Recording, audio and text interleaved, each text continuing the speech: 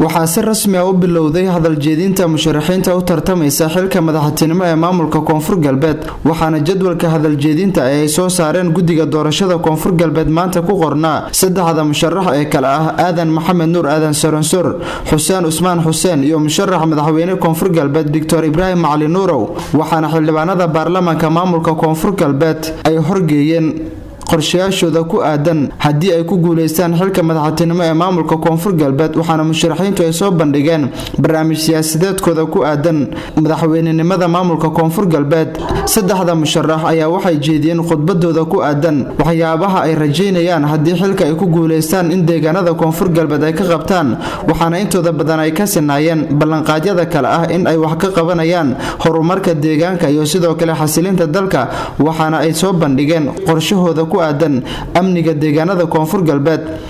saadaraadii wala ku bedelado siyaasadii fadlan la kala dhaqamay dawladda federaalka wala ku bedelado diilahay oo isin indoratan madaxweynaha maamulka Koonfur Galbeed isin indoratan saadaraadii dib u heshiisiinta inay ugu tooba dib u heshiisiinta dib u heshiisiinta corona ku bilaabay magaalooyinka wiilayda tan iskiiyo dib u heshiisiinta oo isin madaxweynaha indoratan wala ku bilaabay diilahay hoose ku bilaabay tuulooyinka ku bilaabay degmooyinka kiiye gobolada kiiye hoose ku bilaabay ilaa kore wadaana dadku walaalo oo isdedegan oo isgalan dib u heshiisiin rasmi ah baan hayn anti dib u heshiisiin la suuq yeeler la iska faraw hayn ya suubidoon hadii si madaxweynaha Koonfur Galbeed in doorata taas intaan ku baahay wali kale faday doora modo kunti aan ku guduuna musharaxiinta saaxiibada inaan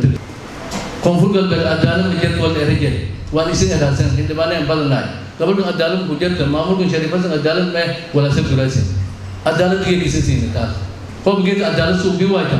cadaalad soo wayta galantiin cadaalad ka jirta ma yata laakiin muddo siyaasa walaani kala fi may booha shangodobu walaani kala fi shangodobu godobku koowad may booha wali aragay nabadgelyelaan oo muddo dheer nahaysat deegaanadan reer Koonfur Galbeed nabadgelyelaan oo muddo dheer hadarti markuu nabadgelyadaas markuu aan nabaddu ma in kasay la mashiyeen kasay nabaddu guud iyo amniga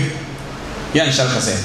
amniga may bo shakhsiga gaarka amni shii nabaddu guud haan marka nabadgelyadaas iyo amniga shakhsiga hay madillo waay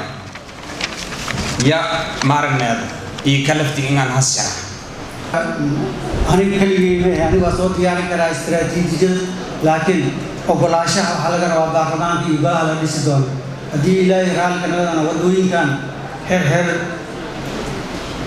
إبوما بعضهم تون توحبا لنا نافر سي ومدة هر كوفر كلبة وهلان جناع ستة waad ogtihiin markay ka soo qaadaan alaab Muqdisho xiriira deegaanada aad matashaan iyo dhismaha